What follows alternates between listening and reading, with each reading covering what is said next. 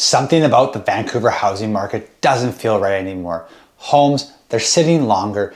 Recent migration trends are quietly reshaping demand in the lower mainland, and they matter more than any rate headline. This isn't a crash, it's a shift. By the end of this video, you'll know what's changing, how it affects your leverage and cash flow, and how to structure your mortgage so you're not caught on the wrong side of it. Let's go. For a long time, the Vancouver real estate story was simple. People want to live here, end of story.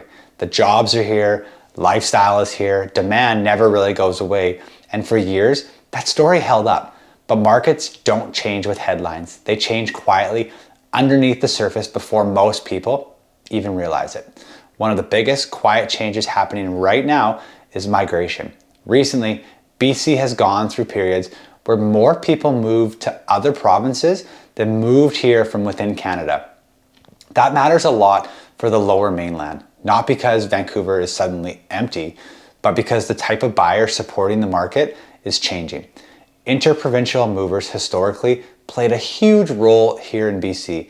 These weren't just renters testing out the city, these were buyers bringing equity from Ontario, Alberta, and elsewhere.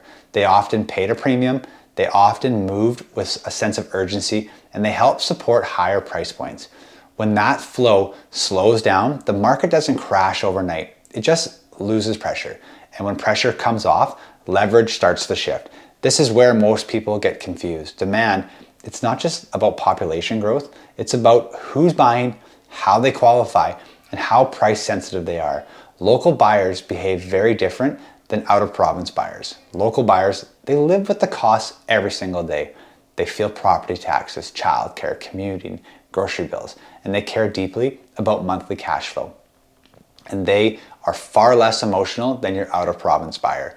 And when a market relies more on local buyers, it becomes payment-driven. And payment-driven markets, they behave very different than momentum-driven ones.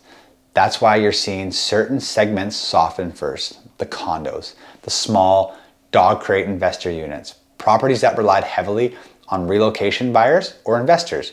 This doesn't mean that nothing's selling. It means pricing and strategy matter a lot more than they ever used to. Now, let's talk about why some people are choosing not to move here or they're quietly leaving altogether. The first reason is affordability. Housing, taxes, insurance, and everyday expenses in the lower mainland have risen much faster than incomes have. At some point, people stop asking whether Vancouver is desirable and they start asking, is it sustainable? The second reason is work. Remote work made location flexibility easy for a while. As companies pull people back into the office or hybrid schedules change, that flexibility disappears. Some people simply choose markets where their money is going to go further. The third reason is expectations. Many people expected Vancouver to deliver opportunity and lifestyle at a cost that felt justified, a small premium for lifestyle. When congestion stress and costs start to feel similar to other major cities, but with higher housing prices, people reassess their options. They wonder, should I even stay here? Now, let's bring this back to what actually matters for you. If you're buying right now, leverage doesn't always show up as price drops. Sometimes it shows up as conditions being accepted on the offer. Sometimes it shows up as a longer days on the market. Sometimes it shows up as sellers being open to conversations that they would have shut down instantly in 2021. If you're selling, this shift matters even more. Today's buyer pool is more local, more cautious, and more payment focused. Overpricing and hoping for a miracle, it's not a strategy. Understanding who your buyer actually is has never been more important in my opinion. Let's talk mortgages now, because this is where people usually focus on the wrong thing. Most homeowners still think the biggest risk is getting the wrong rate. In reality, the bigger risk is having the wrong structure in a changing market. When prices aren't exploding upwards, amortization speed, it matters more. Cash flow efficiency matters more. Flexibility, it matters more. A market driven by local buyers rewards strong qualifying and stable cash flow.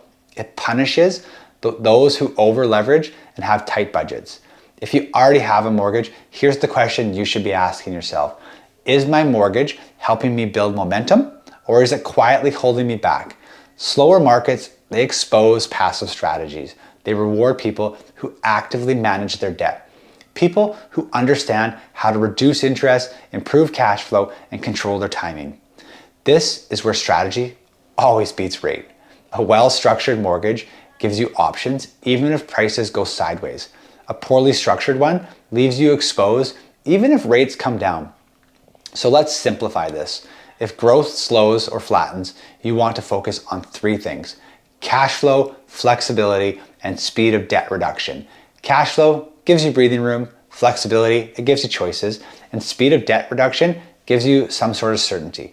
That means reviewing amortization, not just your term. That means understanding how your prepayment privileges actually work with your mortgage. That means knowing whether a refinance, restructure, or readvanceable setup makes sense for your situation. And here's the positive that most people miss. More balanced markets create opportunity for people who are prepared. Less emotional bidding, more rational decisions in buying, and better long-term outcomes if you play it correctly. This doesn't mean waiting forever. It means being intentional instead of reactive. It means aligning your mortgage with your life, not just with the news headlines. So if you're worried about qualifying, this matters. If you want more cash flow, this definitely matters. If you want to pay off your mortgage faster without burning yourself out, this matters. The people who struggle in changing markets are the ones who assume yesterday's rules still apply today. The people who win are the ones who adapt early and quietly. Your takeaway, it's simple. Stop asking where rates are going, please, and start asking where your mortgage strategy will still make sense in today's environment. That's the question you want to ask. And once you're done with this one, check out last week's episode where I unpack what's happening with the Vancouver presale market.